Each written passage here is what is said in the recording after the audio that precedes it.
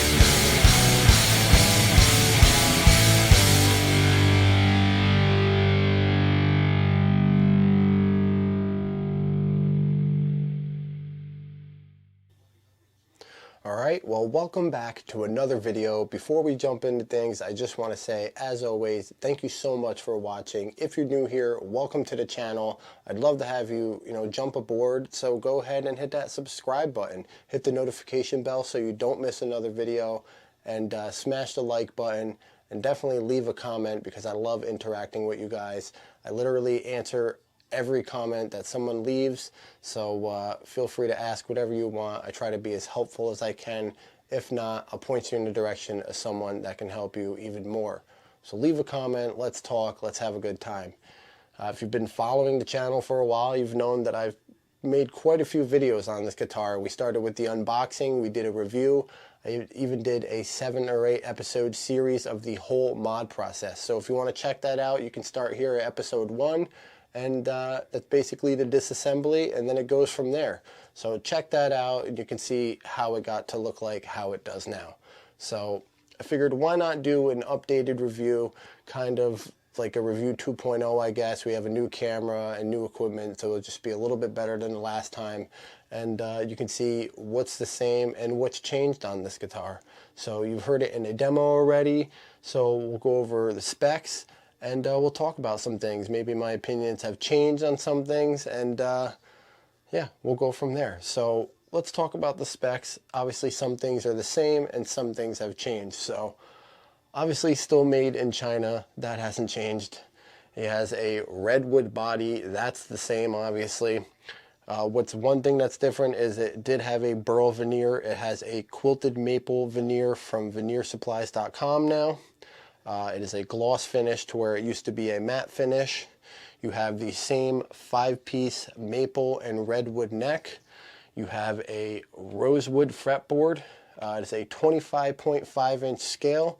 You have 24 stainless steel frets. It is a compound radius, so it is a 9.5 to 14-inch compound radius. You have the typical offset dot inlays on the fretboard, and then you have just the regular dot side markers. You have a dual action truss rod that is adjustable here with the spoke wheel style adjuster at the neck joint. I've always preferred those. I think it's just a lot easier to adjust, and it definitely cleans up the look of the guitar, even on, you know, a guitar with a headless, or with the headstock, I should say. I just always have preferred that style truss rod adjuster. So obviously all that is the same. As far as electronics, a little bit of a change in that area. It used to be one volume, one tone with a three-way blade switch. It is now just one volume with a push-pull and a three-way toggle switch that is configured a little bit different. The volume is where the tone used to be, and then the toggle switch is where the volume used to be. So I like how it looks. It's just nice and simple, just one volume, and I've always preferred that. I never used a tone knob, so we just got rid of it. So that's a little bit different. The neck pickup is the same. It is just uncovered now, and you know, white to match the bridge pickup. The bridge pickup is something that is different. That is a Seymour Duncan distortion. It is the TB6. It's a trembucker, they call it. The trembucker is just a little bit of a greater, you know, pole spacing to basically line up perfectly with the strings. If you have like a Floyd Rose or something, it's a little bit of a greater string spacing. So this basically is the same string spacing as a Floyd, so the trembucker was a great fit for this guitar. It looks good. I love the white, and it sounds great too. So we went with that for the bridge pickup. Obviously the bridge is still the same. The one and only, I don't even know what you call it, but you either love it or you hate it. Most people hate it. I made a video that helped out a lot of people on how to adjust it and just basically what all the different adjustments do. And it's definitely helped a lot of people, but people still hate on this bridge. And like I always said, if it's adjusted properly, I have no problems with it. I really think the people that struggle with this bridge just aren't adjusting it properly, in my opinion. So that is the same. Basically everything else is still the same. I did put a veneer on the back cover to match the front veneer, and I think it looks really good. Overall, some changes, some stuff is still the same, but it's a great guitar, and I think it looks really good now. Some people preferred the way it used to look, but I definitely dig the new style look that it has. So you heard it in a full mix demo. Let's go ahead and do a standalone demo with just distortion and clean, and then we'll talk about some things.